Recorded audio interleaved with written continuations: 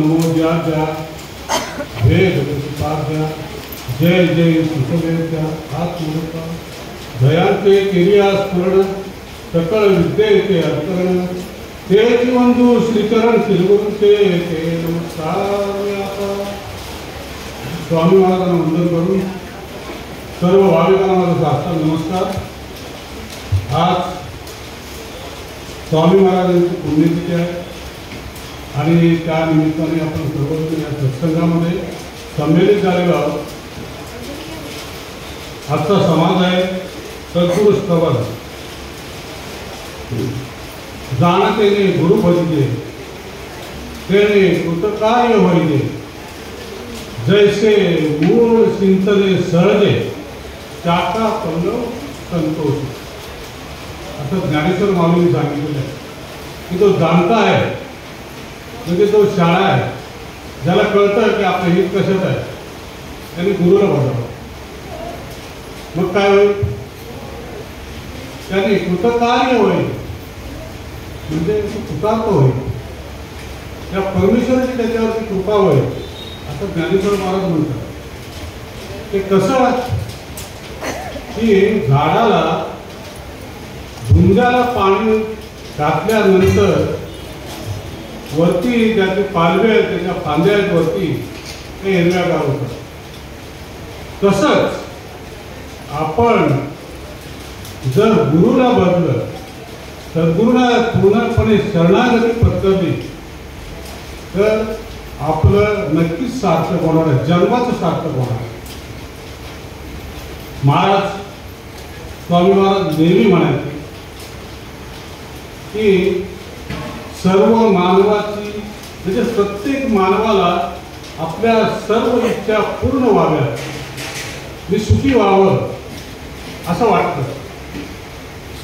आणि तुमच्या इच्छा पूर्ण व्हाव्यात किंवा तुम्ही आजपर्यंत ज्या हाल अपेक्षा सोसत आलेल्या आहेत त्या सोसू नये, तुम्ही हाल अपेक्षा सोसू नये किंवा तुमच्या इच्छा पूर्ण व्हाव्यात म्हणून साधू संतांनी आपलं आयुष्य खर्च केले. तसं स्वामी महाराज म्हणाले आपलं आयुष्य खर्च केले आणि काही वेळेला तर त्यांना नाना संकटाला सामोरं जावं लागलं. कित्येक वेळेला तर त्यांचं प्राण समर्पण करावं लागलं. येशू ख्रिस्ताला तर सुळावर केलं, तुकाराम महाराजांचा छळ झाला, ज्ञानेश्वर महाराजांचा किती छळ झाला. अहो त्यांना मागुरी मागून दिली नाही. ज्ञानेश्वर महाराजांना उपाशी ठेवलं. झोळीमध्ये पीठ होतं ती झोळी फाडली आणि पीठ रस्त्यावर पडलं ते सुद्धा पायाने घासून टाकलं. ज्ञानेश्वर महाराजांचा जो छळ झाला तो सामान्य माणसाने नाही केलं बरं का, धर्म मार्तंडाने केला.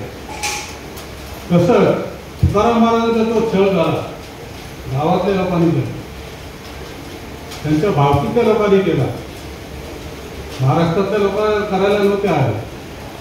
आपण जिथे असतोच ना तिथे आपला छळ होतो आणि मग छळ झाला म्हणूनच तुकाराम महाराज भंडारा डोंगरावर गेलं आणि ब्राह्मण डोंगरावर गेले आणि तिथे जाता नाही. म्हणूनच त्या वेगवेगळ्या संतांनी हा त्याग केला. म्हणूनच आपण त्यांचं जे साहित्य आहे ते वाचतो आणि परमार्थ होतो. म्हणून तुकाराम महाराज एका अभंगामध्ये काय छान म्हणत बघा, तुम्ही संत माय बाप कृपावंत कायम या पतीत कीर्तिवान, कायम या पतीत कीर्तिवान, उत्तराया अवतार तुम्हा धराया कारण, उत्तराया जन जळली वाढवया सुख भक्तिभाव जळली, कुळाचार नाम विठोबा तुका म्हणे गुण चंदनाच्या अंगी तैसे तुझे जगी संत. कारण मला काय सुंदर म्हणतात बघा, संतांना मायबाप म्हणतात. मी काय त्यांचं वर्णन करावं, मी तर पती काय असं तुकाराम महाराज म्हणतात. कारण काय की त्याने अवतार घेतलाय. कशासाठी अवतार घेतलाय की जनाचा उद्धार करण्यासाठी अवतार घेतलाय. उद्धराया जन जळली, सुखाची प्राप्ती अखिल मानव जातीला व्हावी म्हणून संतांनी प्रयत्न केलेले आहेत. आणि शेवटच्या चरणामध्ये अशी उपमा दिली की संत जे आहेत ते चंदनासारखे तुका म्हणे गुण चंदनाचे अंग तैसे जगी संत जण असायचे. हे संत चंदन जसं दिसतं तसं हे संत दिसत असतात. कशासाठी? लोकांचा उद्धार करण्यासाठी.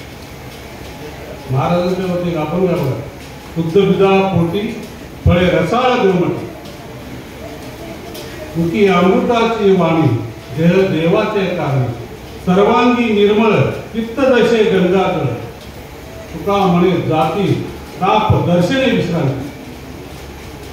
हा अभंग जो आहे ना महाराजांचं, स्वामी महाराजांचं या अभंगामध्ये वर्णन आहे बघा. शुद्ध बीज जर असेल तर त्याला फळं कशी येतात? शुद्ध केलं असतं. जर बीज शुद्ध असेल तर फळं पण शुद्ध येणार. महाराजांनी बघा केवढा मोठा वटवृक्ष केला, किती लाखो शिष्य महाराजांनी केले नाही का? लाखो शिष्य महाराजांनी केले. वटवृक्ष झाला का? त्यांच्या मुखामध्ये अमृताची वाणी होती. मुखी अमृताची वाणी आणि तो ध्येयाला ध्येय ते झिजवत होते लोकांसाठी. सर्वांगी निर्मळ होते ते. चित्त जैसे गंगाजळ सर्वांगी निर्मळ चित्त, त्याचं चित्त जे आहे ना ते गंगा जळासारखं स्वामी महाराजांचं. तुका म्हणे जाती ताप दर्शने त्यांच्या दर्शनाने, फक्त दर्शनाने ताप आणि पाप नाहीसे व्हावं. त्यावेळेला नव्हे, अजून सुद्धा तुम्ही त्यांचं दर्शन घेतलं तिथे येऊन तर तुमचा जो ताप आहे आणि पाप आहे नाहीसं झाल्याशिवाय राहणार. शुद्ध बिजा पोटी फळे रसाळ गोमटी असं महाराजांचं तुकाराम महाराजांनी वर्णन केलेलं आहे बघा या अभंगामध्ये. आत्ताच सावंत साहेबांनी सांगितलं की बेलसरे यांनी महाराजांचं वर्णन केलेलं आणि संतांनी वर्णन केलेलं महाराजांनी. दळवी साहेबांनी पण सांगितलं. फळे गांधवाला एक छोटीशी गोष्ट सांगतो तुम्हाला. ते आपले नाना धर्माधिकारी आहेत, माहिती असते ते, माहिती आहे सगळ्यांना. नाना धर्माधिकारी जे बैठकीची स्थापना केली त्यांच्यात सुद्धा दासबोधाचं वाचन होतं बरं का, आणि दासबोधावरती निरूपण होतं. मी चापोटी पालनजीमध्ये कामाला होतो आणि माझी खोपोलीला ट्रान्सफर झाली. खोपोलीला गेलो होतो. महाराष्ट्राकडे ते गोरेगावला होतं आणि त्यावेळेला तिथे गेलो होतो. तर खोपोलीला ते एक्सप्रेस हायवेचं काम चालू होतं आणि अनेक झाडं कापली गेली होती. अनेक झाडं तोडली होती. ते रस्ता बनवण्यासाठी झाडं तोडली गेली होती. झाडं तोडणं म्हणजे पर्यावरणाचा ऱ्हास आहे बरं का. की झाडं म्हणजे वृक्ष जे आहेत ना, शंकराचे अवतार आहेत. कारण काय करतात, हे कार्बन डायऑक्साईड घेतात आणि प्राणवायू सोडतात. म्हणजे प्राणवायू शुद्ध करण्याचं हे झाडं कामं करतात. शंकराने कसं वीज घेतं आणि अमृत लोकांना केलं तसं झाड. मी तिकडे नेरोबीला गेलो होतो केनियाला. त्या केनियामध्ये असं राष्ट्र आहे ते. त्या राष्ट्रामध्ये, त्या देशामध्ये कोणाच्या घरी पंखा नाही आणि कोणाच्या घरी एसी नाही. त्याचं कारण असं आहे की ते झाडावरती प्रेम करतात आणि प्रत्येक माणूस झाड लावतो. कोणाची जागा काय बघत नाही. आपल्या कोकणासारखं नाही, तो माझा बांध आहे, तो माझे शेत आहे, इथं हे आहे असं नाही तिथे करत. ते सगळे लोक झाडं लावतात. त्याचा परिणाम असं झाला की मसाई मारा वगैरे जे आहे ना ते तिकडे केनिया आहे. कोणाच्या घरी एसीनी पंखा नाही आहे. तर हा वृक्षारोपणाचा झाडं टाकल्यामुळे शापूरची पालनजीने तिथे राबवलं की झाडं लावायचे, वृक्षारोपण करायचं. आणि त्या वृक्ष मी तिथे व्यवस्थापन होतो, ॲडमिनमध्ये होतो. आणि त्या वृक्ष रोपण करण्यासाठी कोणातरी आणायला पाहिजे. म्हणून नाना महाराज धर्माधिकाऱ्यांनी त्यांना आणायला त्यांचं टाईम घेतलं आणि त्यांना घेऊन आलो. मी त्यांच्या घरी गेलो होतो रेवदंड्यात आणि त्यांना घेऊन आलो. ते वरती जे आहे ना त्या म्हणजे त्या राजमाताच्या खाली असतात तिथे पॉईंट आहे. तिथे ती झाडं लावले. आपण झाड वगैरे त्यांनी त्यांच्या हस्ते लावलेलं. तर तिथे नाना महाराज आले होते आणि मी त्यांच्या समोर असा उभा होतो. आम्ही आणायला गेलो होतो. तर मी त्यांच्या समोर उभा होतो. मला ऐकण्यासारखं आहे. तर मी हे असं कुंकू लावायचं होतं. ते नाना महाराजांनी मला स्वतः विचारलं. त्यांनी स्वतः विचारलं की तुम्ही कोणत्या ठिकाणी बैठकीला जाता म्हणून. तर मी म्हणालो मी बैठकीला जात नाही. आणि काळसिद्धेश्वर महाराजांचा शिष्य आहे, नामधारक आहे. काय म्हणता तुम्ही, या या या इकडे इकडे या. त्यांनी त्यांच्या बाजूला मला बसवलं आणि मला आश्चर्य वाटलं. त्यांनी सगळ्यांना सांगितलं, जवळजवळ 200-250 माणसं होती. त्यांनी सगळ्यांना सांगितलं. काय सांगितलं? अहो, हे काळशिकेंद्र महाराजांचे शिष्य आहे, त्यांच्या पाया पडा. मी तर एक सामान्य म्हणून संकट वाटला थोडा, पण मला सांगायचा मुद्दा असा आहे की महाराजांची किती कीर्ती होती. गगनगिरी महाराज सुद्धा त्यांची आठवण काढले. काळशिकेंद्र महाराज म्हणजे महाराजांनी जे केलेलं आहे ना, ते इतकं त्याचं स्थायी होतं की मला वाटत नाही महाराजांनी असं म्हणजे कुठल्या संतांनी असं केलं असेल, क्रांती केली म्हणून. महाराजांनी क्रांती केली. काय क्रांती केली असेल की हे मठाधिपती आहेत ना, मठाधिपती महाराज 48 मठाधिपती आहेत. या मठाधिपतीमध्ये कुठल्याही मठाधिपतीने बाहेरचा गुरु केला नाही. ते परंपरा आली होती मठाधिपतींची. त्या मठाधिपती तेच गुरु करायचा आणि शिष्य, गुरु आणि शिष्य. महाराजांनी नियम तोडला. महाराजांनी एक म्हणजे मराठा गुरु केला आणि त्यामुळे रोज पद करावा लागला. एवढं मोठं कार्य केलं. रोज पद करायला लागला. लोक म्हणायला लागले की महाराजांनी धर्म मोडला म्हणून. इतका मोठा रोज झाला. महाराज धर्म नाही, कुणीतरी आणा इथे बसवा, मी बाहेर जातो. एवढी महाराजांची तयारी होती. महाराजांचे विषय सांगायचं म्हटल्यानंतर परंपरा आहे. आज त्यांचे पुण्यतिथी आहे. त्याप्रमाणे महाराजांचा जन्म लिंगूर गावी झाला.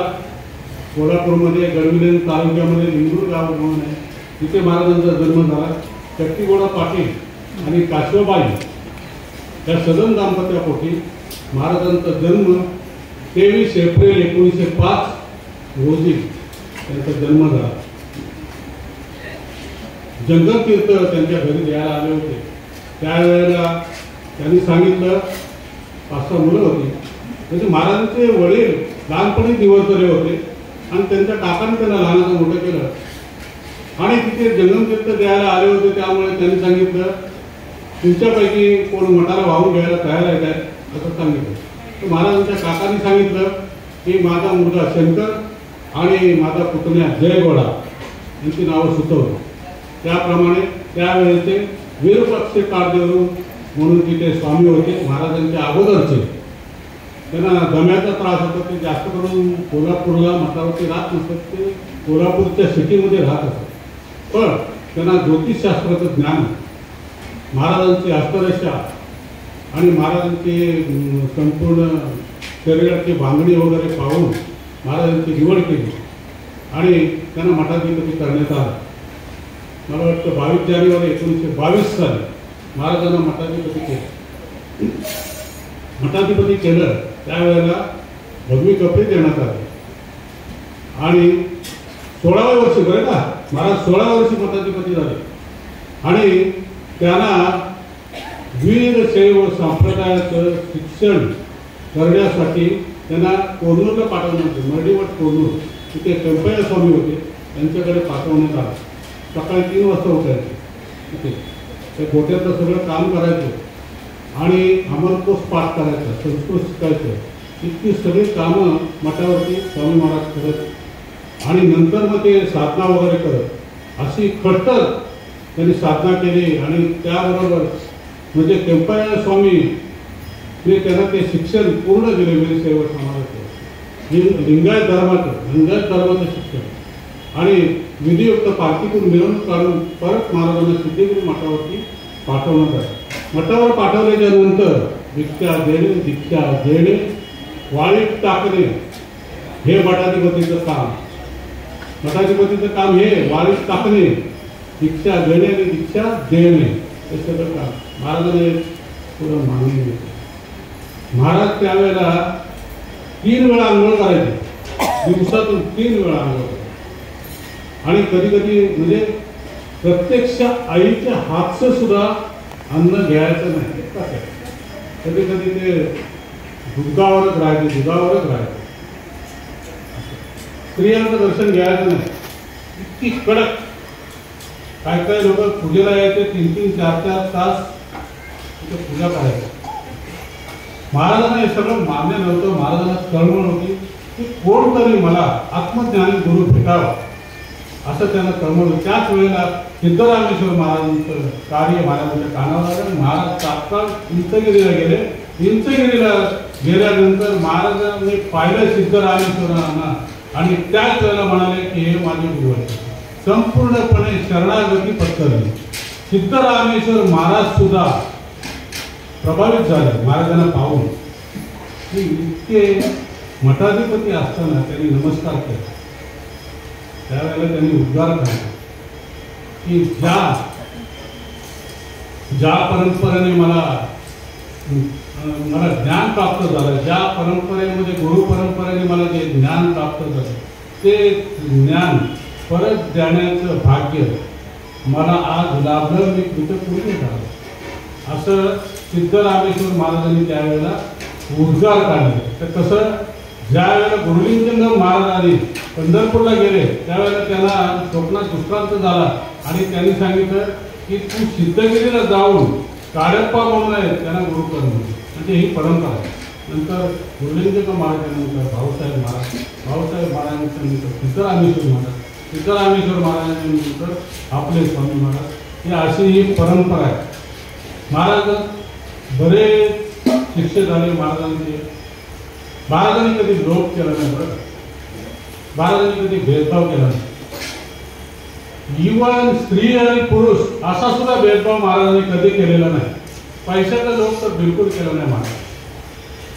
प्रसिद्धीचा लोभ केला नाही. कितीतरी लोक यायचे, आमदार खासदार यायचे, कधी पण सगळे साथ, गरीब असो श्रीमंत असो सगळे साथ. आता मगाशी सांगितलं या मठावरती इकडे आलेले असताना अरुण गवळी सुद्धा आले. अरुण गवळी गुंड या मुंबईचा तो सुद्धा इथे मठावरती आलेला आहे. आशाताई गवळी हे सुद्धा आलेले आहे. ते सुद्धा पाहिलेलं आहे. अरुण गवळी म्हणजे सगळ्यांना महाराजांनी कधी कोणाविषयी भाव केला नाही. इथे येणारा प्रत्येक माणूस त्याला आत्मकल्याण झालं पाहिजे हे महाराजांनी चाललं. तो कोणी त्याचं आत्मकल्याण होणं हेच महाराजांचं तत्व होतं आणि ते महाराज बरोबर करत होते. एवढा मोठा महाराजांचं जर सूक्ष्मदृष्टीने जर तुम्ही पाहिलं, तुम्ही जर अभ्यास केला तर महाराज 97 वर्ष झाले. 97 संपूर्ण 98 वर्ष चालू होतं त्यांना. महाराज एका शतकामध्ये महाराजांचा जन्म झाला आणि दुसऱ्या शतकामध्ये ते व्यापक झालं. म्हणजे 2 शतकाचे साक्षीदार महाराज होते. म्हणून असे आपले स्वामी महाराज आणि त्यांनी आपल्याला बोध केला, ज्ञान केलं. त्यांच्यासाठी आपण काय, मला सांगायला काय देणार हो त्यांना? काय देणार तुम्ही मला सांगा, काय देणार? मला जर विचारलं तुम्ही काय देऊ महाराज, काय मी येताना काय आणलं नाही, जाताना काही नेणार नाही, मग काय द्यायचं? काय नाही, फक्त हा जीवन आहे. तुम्ही काय द्यावे त्यांची वावे उत्तर आहे. ठेवी तो हा पायी की काय द्यावं त्यांना? हा जीवन त्यांच्या चरणावरती अर्पण करायचं. एवढंच महाराजांना देऊ शकतो, दुसरं काही नाही. एवढंच महाराजांनी किती मोठं कार्य केलेलं आहे. आपल्याला वाचवलं, सगळ्या प्रसंगातून वाचवलं महाराजांनी. आणि आपल्याला प्रचिती आली. काय काय लोकांनी बरेच प्रचिती दिले, काही लोकांनी पुस्तकं दिले महाराजांच्यावरती. इतका मोठा वैभवशाली मठ महाराजांनी सोडला आपल्यासाठी. नको मला ते होते, नको मला सेवा करणारी माणसं इथे आले डोळेगावला, या झोपडीमध्ये आले. आणि या झोपडीमध्ये मला वाटतं 5-6 वर्ष लागले. काय केलं बडे जाऊ पण नाही. आपल्यासारखे सामान्य माणसासारखे या झोपडीमध्ये राहिले आणि या झोपडीचं सिद्धगिरी केलं नाही का? सिद्धगिरी अजूनही येतात माणसे आणि आणखी येणार माणसे. हेच महाराजांचे. म्हणून आपण जे महाराजांना काही देणार आहोत तो आपला जे जे जीव आहे तो महाराजांना दिलं तरी कमी पडेल. हो, जीव आहे तो आपण अशीच महाराजांचं जे काय महाराजांनी आपल्याला जो नाम दिलेलं आहे, जो काय बोध केलेला आहे त्याची सतत उजळणी जर केलं तरी तर आपल्याला प्रचिती येईल.